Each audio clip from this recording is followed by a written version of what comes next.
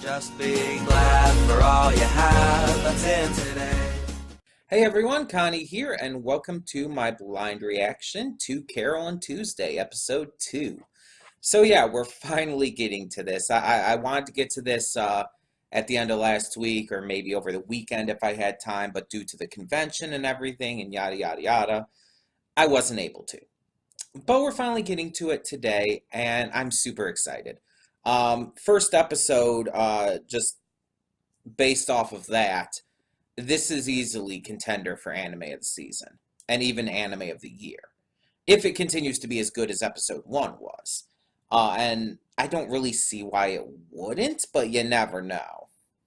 Now, one thing to note, I have seen the opening to this. There is an opening that came from this episode, and I was impatient and I didn't want to wait. So I have seen the opening.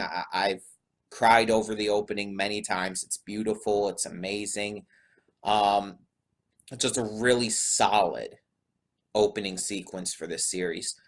Um, that really fits the tone that this seems to be going for. But the first episode of Carole and Tuesday was introducing us to, well, Carole and Tuesday, our two main characters. Tuesday is a girl who was kind of born into wealth, born into fortune, and just kind of wanted to get away from all of that, to make her own name, to kind of step back from the name of her family and become someone for herself. So she ran away to the big city in order to pursue music, her passion. Though we do see that her family is searching after her. Though her mother, at least who I assume is her mother, seemed to be doing so out of more of a obligatory feeling rather than actual worry or anything regarding her. The brother, again, at least who I assume is the brother, he seemed to be more, I guess you could say, on his sister's side, but it's unclear as of yet. But meanwhile, we also have Carole. Carole is this young, kind of rough and tumble girl living on her own above a shop.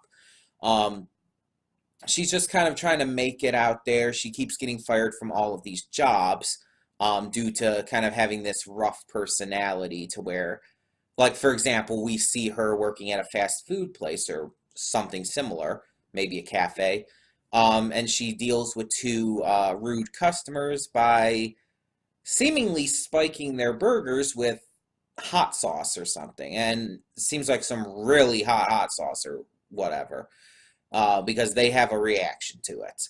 And in other words, it seems like she doesn't really handle that kind of stuff well.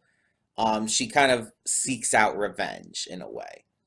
But she and Tuesday end up meeting kind of on the street. She's performing on her keyboard, and Tuesday hears her and starts crying in front of her, and it's adorable.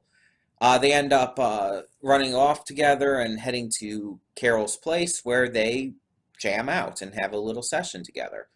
And kind of like quickly become like just really good friends. And that's a thing that can happen. While I am very outspoken against the entire idea of love at first sight, it is still possible for two people to just connect pretty much instantly. Now, I'm not saying like that these two characters, Carole and Tuesday, are necessarily in love.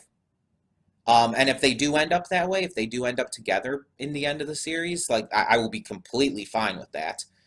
Um, but I'm not saying that at all. I'm saying that they formed a connection, they formed a bond right away. They're not necessarily even best friends yet, but they do have a connection through their passion and love for music, as well as you could kind of say a somewhat rebellious attitude from both. Neither of them come off as like straight up rebels, um, especially Tuesday. She seems kind of new to doing her own thing, but they have a slight style to that. You know what I mean? And I really can't wait to see where this goes. I really can't wait to see where this goes. This is, as I mentioned in the first reaction, this is directed by the same guy who directed Cowboy Bebop, Shinichiro Watanabe.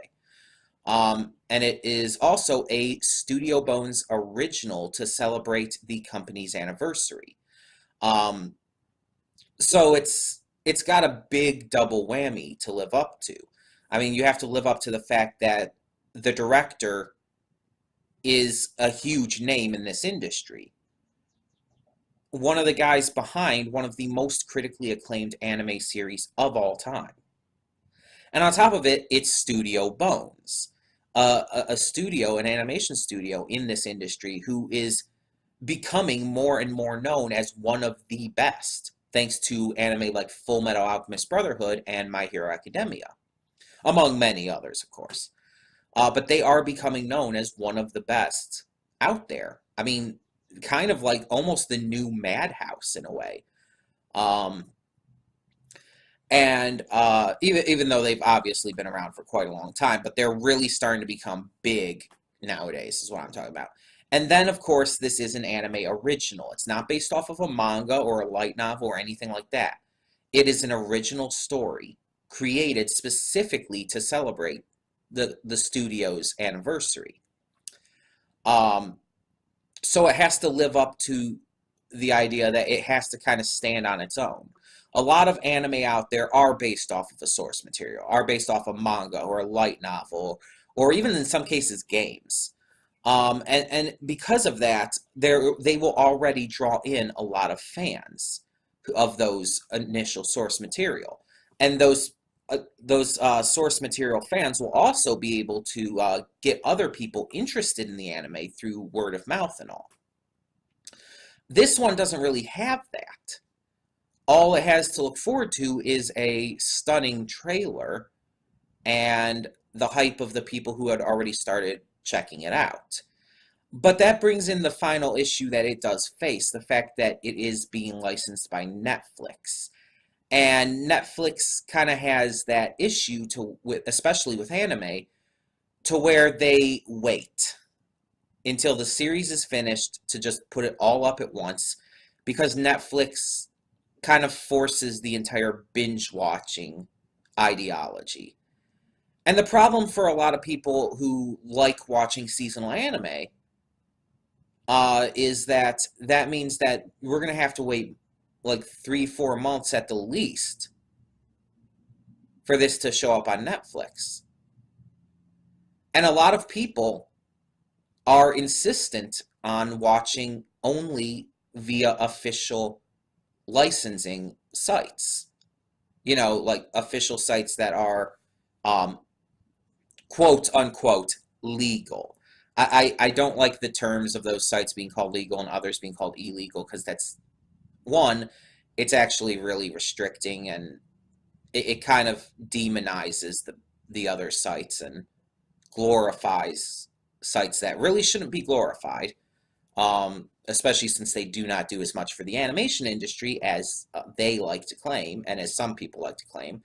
Crunchyroll as a big example of that. But either way, it's just like a lot of people will be insistent on that.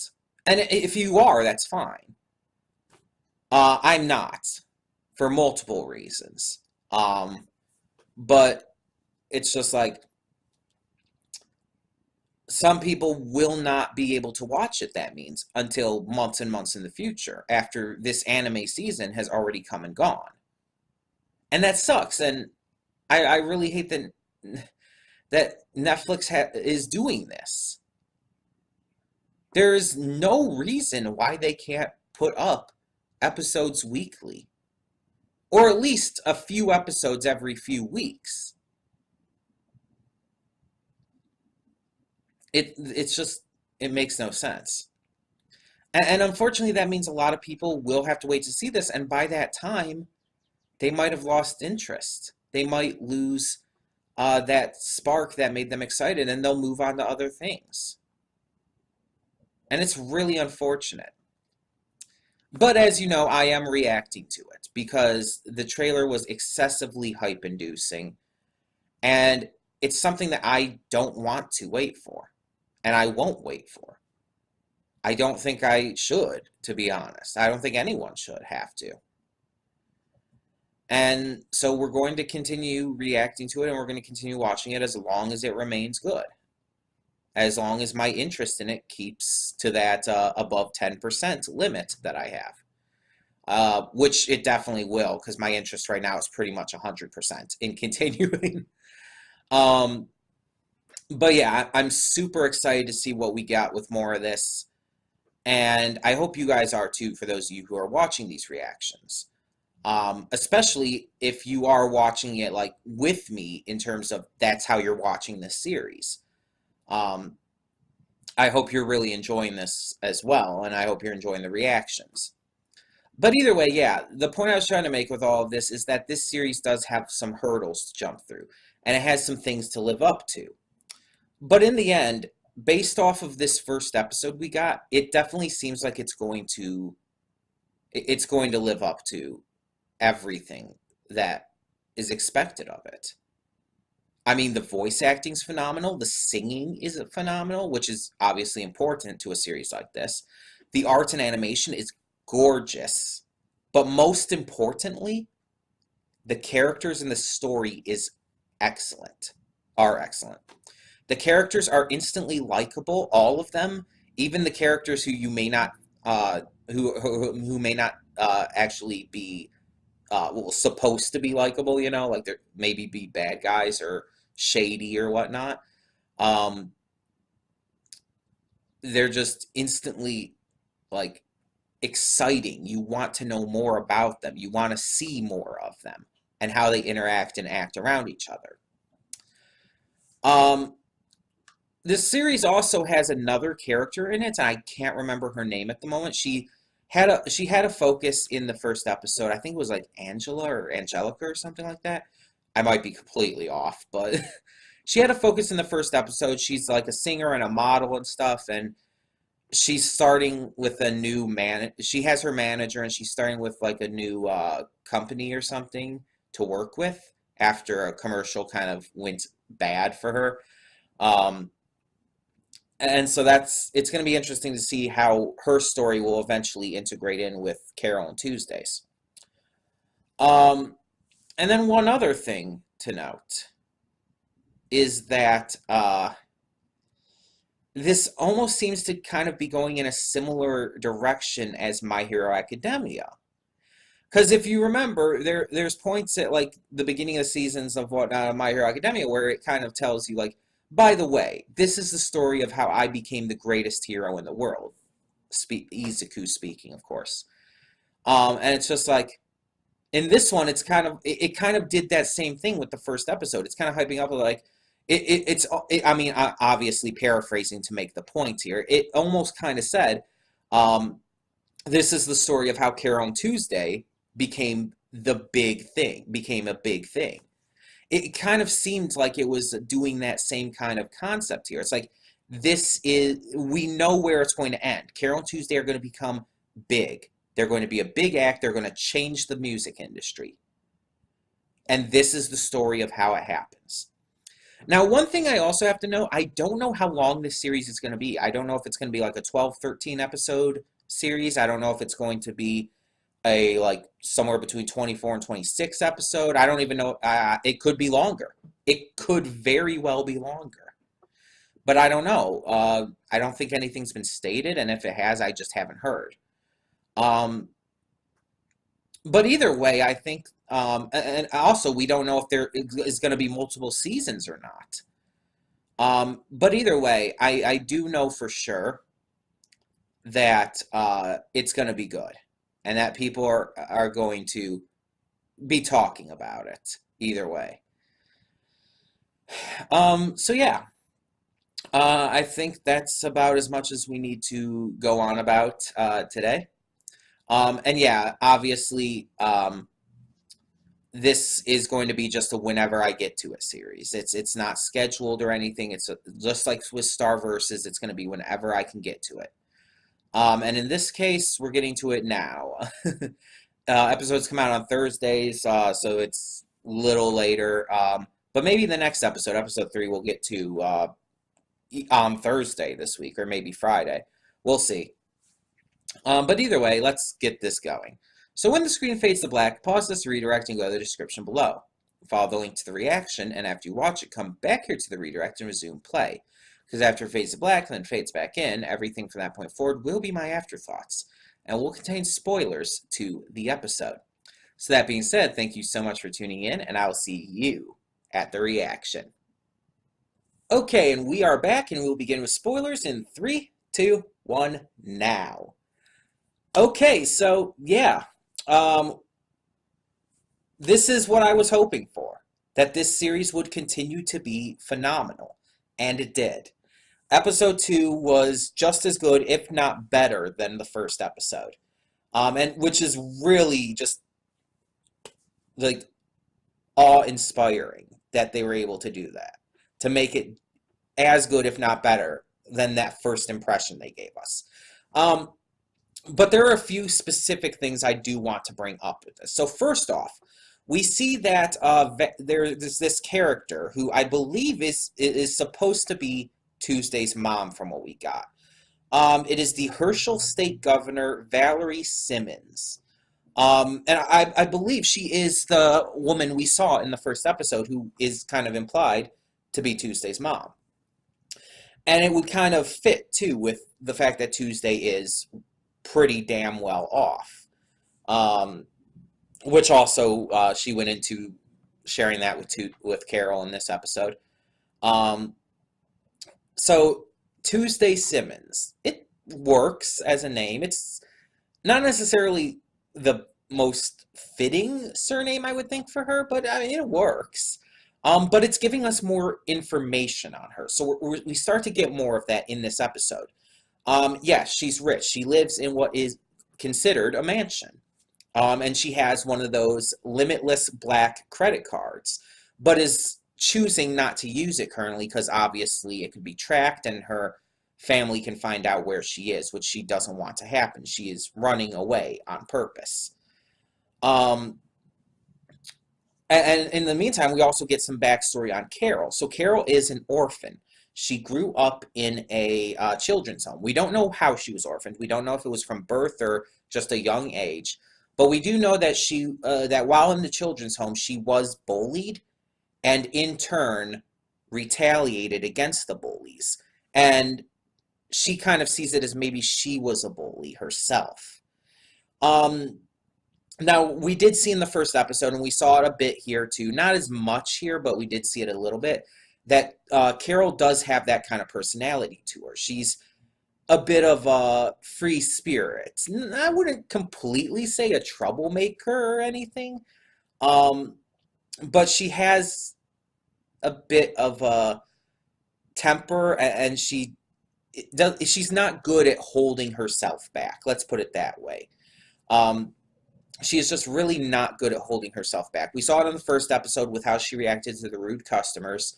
Heck, we even saw it in this episode with her next new job, which was a professional griever at a funeral. Like, is that a thing? Like, in real life, is that a thing? It might be, and I just don't know, but it's like, can you actually have, like, people hired to come to your funeral and mourn for you to try and make you look like you were a better, bigger deal than you were? Is that a thing you can just do?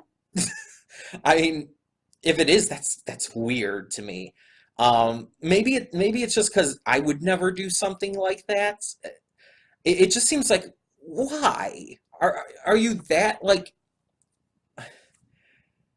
are you that obsessed with how people view you that you have to, even at your fucking funeral, you have to hire someone to come in, you have to hire people to come in and grieve for you and sell you as like someone worth missing? Like, really? Plus, that kind of implies that maybe you weren't worth missing, that you didn't do it, that you weren't a good person, or someone that a lot of people would be like legitimately mourning over. Is that a real thing? Please tell me in the comments below if that's a real thing, because I need to know, because that's ridiculous. Um, but either way, we saw that Carole, she cracked up because of the butterfly on the priest's head.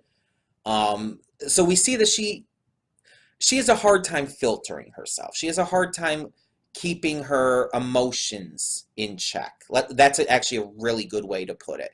Because we saw, obviously, anger in the first episode with those rude customers. We see even humor here. She's very genuine.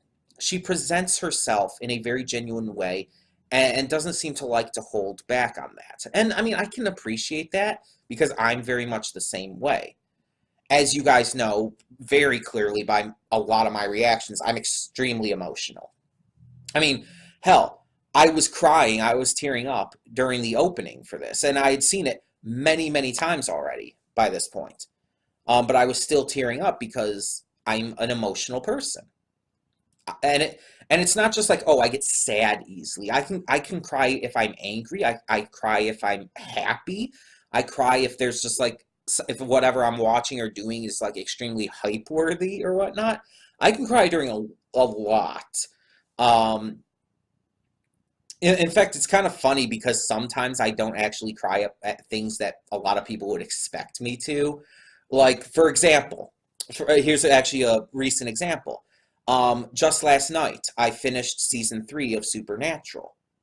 Um, and I'm not considering this a spoiler at this point because there's like 14 seasons released of this series. Um, and like a 15th season on the way or something like that.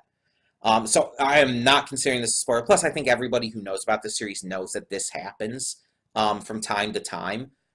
Dean dies. Dean Winchester, one of the main two characters, dies at the end of season 3. Um, and I didn't cry.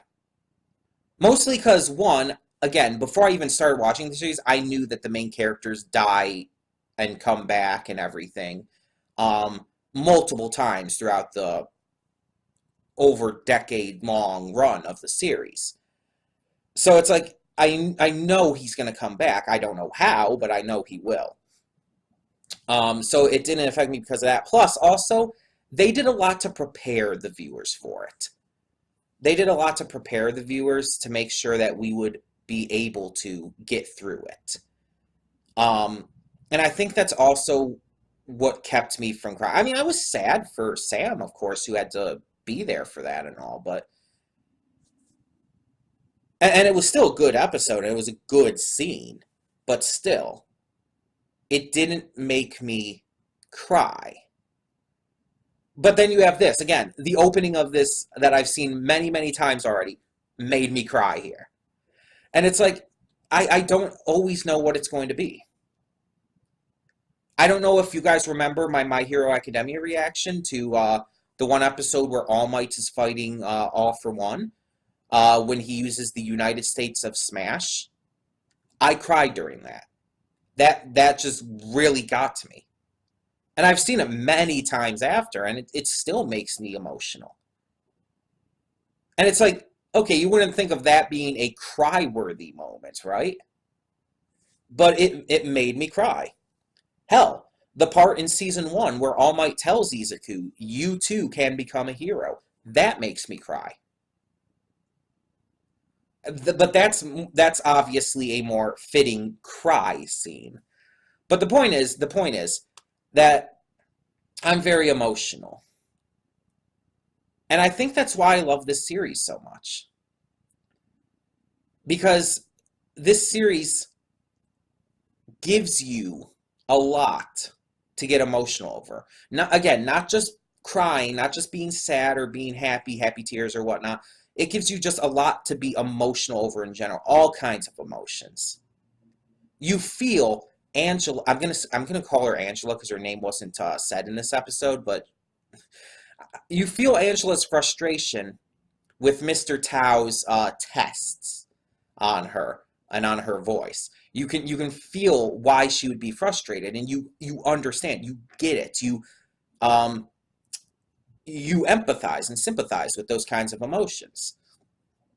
And when Tuesday and Carole are scared because this dude is kind of busting into Carole's place.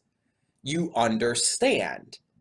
Because it's like, that's kind of a freaky thing to do, dude. This dude, I mean, Carole has no filter, but this dude just has no sense of common decency.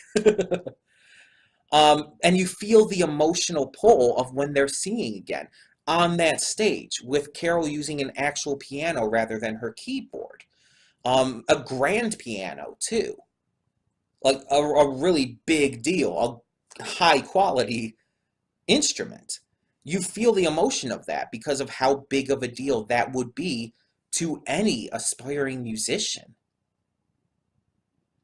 When Roddy is watching them and you see how intense his his expression is while just getting enthralled with their talent, you feel that too. And that is what I think this show does best. But yeah, you see how these characters start to develop in this episode. You see a lot of that. You see them start to talk to each other, start to reveal things about each other, but still keep certain things hidden. Like, Carole doesn't tell Tuesday about her past. And at the same time, Tuesday only tells certain things. When that entire news broadcast about her mother possibly running for president or whatnot is shown up there on the big screen and everything, she keeps it hidden that that's her mother. She does not tell Carole that. So it's like they are gonna keep things hidden from each other for now. But I don't think there's gonna be like this scene in the future where they have to like come clean and it's this big heavy moment. I don't think they're gonna do that. Not with this series. There might be a scene where they do come clean with each other, or maybe one of them finds out, and it's going to be a lot more subdued. It's not going to be like this big confrontational scene, like, why didn't you tell me this? I thought we were best friends. No, it's not going to be like that. Um, but speaking of this guy who wants to be their manager, so we saw him in the first episode briefly, and right before he appeared in this episode, I was about to mention him. But yeah, so he's this former music industry specialist who's kind of just become a drunk lately. He doesn't really do much of anything these days.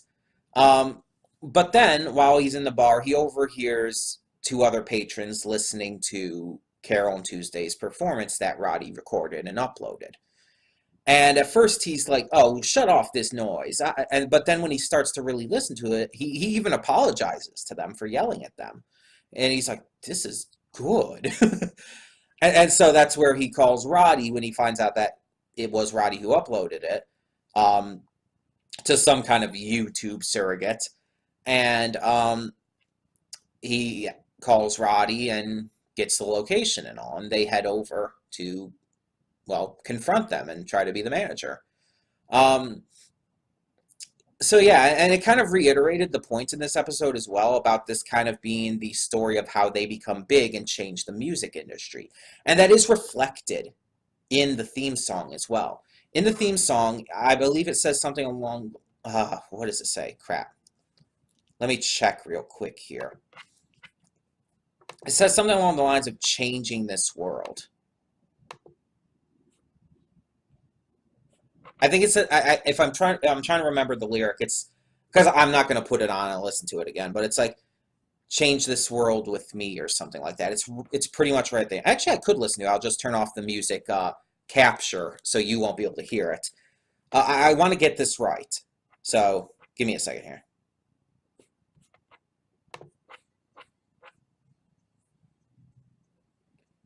Okay, I'm pretty much at it. So.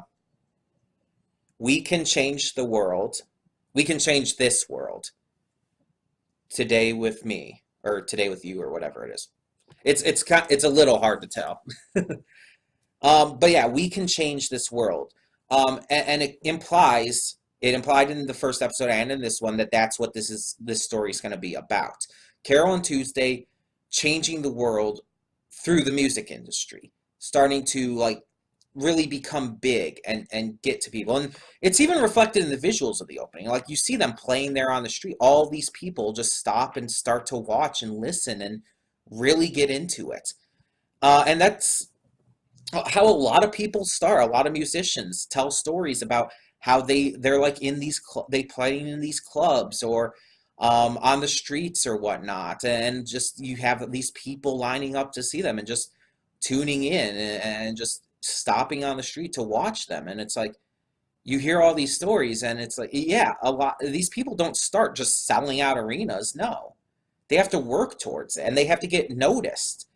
They have to get these record executives to notice them. And yeah, some get a lot more free rides, and some do kind of skip a lot of the heavy work by just going straight to the music industry professionals and giving their demos and whatnot. But a lot of these musicians have had to start off small. And that's what they're clearly showing with Carole and Tuesday. They're starting off small, but they're going to work their way up. And I think that's important to show, and I think that's going to be great.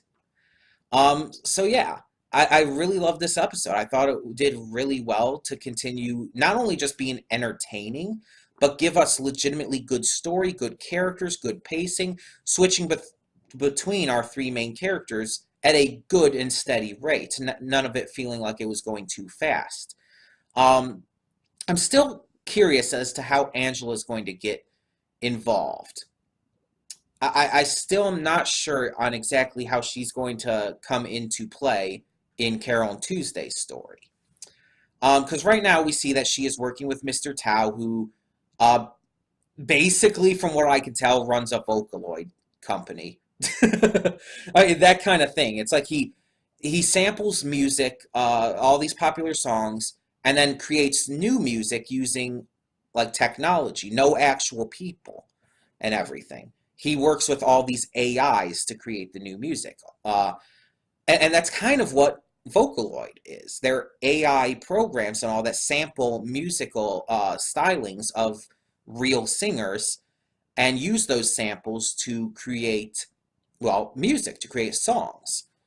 And then, of course, they do obviously the visual stuff with like Hatsune Miku and Ia as two examples of Vocaloids, having like the hologram concerts and whatnot, and the music videos being animated or whatever.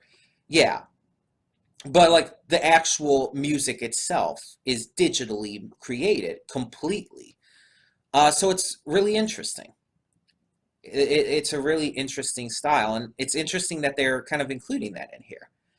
Um, Now the title of this episode was named after a Bob Dylan song, and I kind of want to go and check real quick if that's just how this is going to be done with all the episodes.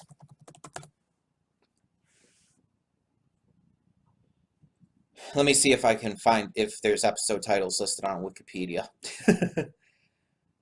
Okay, so the first episode was True Colors. So let me see if there's a song called True Colors. There possibly is.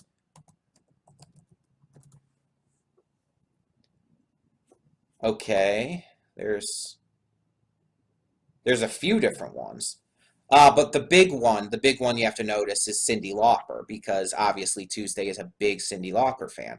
I mean, obviously there's other people who have done songs called True Colors, like Phil Collins. There's one by Justin Timberlake and Anna Kendrick. I assume from the Trolls movie. Um, but yeah, the big one is Cyndi Lauper. Um, and so I'm assuming that all of these titles are going to be named after music, after real songs and stuff, which is a great idea. It's a fantastic idea to kind of integrate that in there. And obviously each one is going to have a connection to the episode.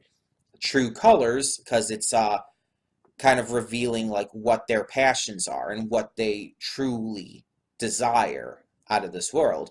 And with Born to Run, because in the episode it even kind of makes a joke, we're running away a lot, aren't we? um, and it's just like, it's really fun. It's really interesting. Especially because both times that they ran were directly connected to their performing and all, and the music aspect of things. So it's directly connected to the main story and to their direct passions. So that is how it kind of goes into the title, Born to Run. Um, so yeah, I hope that they continue that. I hope that every episode is just a song title, because it's a fantastic idea. It really fits the series. But either way, I've talked long enough about this. It was a fantastic episode. It did pretty much everything right. We didn't get a new song. The only song that they performed was the same one, "The Loneliest Girl," as in episode one.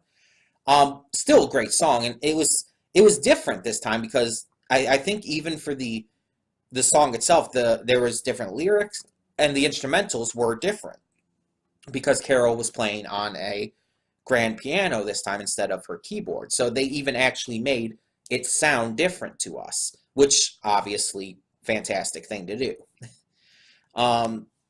So yeah, it was still it still gave it that new feel, even though it was the same song.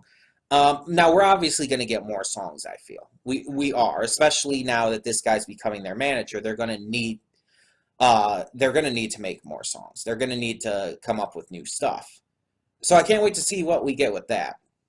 But yeah, either way, gotta stop making these so long. Tell me in the comments below what you thought of the second episode of Carole and Tuesday. What do you think of these characters, their motivations, their passions, the writing on them? What do you think of all of that? What do you think of the way this episode was paced? How do you think Angela is going to fit into all of this? Tell me your thoughts on all of that and more in the comments below, and thank you so much for tuning in. For now, I'm Connie, and I'm signing off. See y'all next time. And though you've come through many obstacles,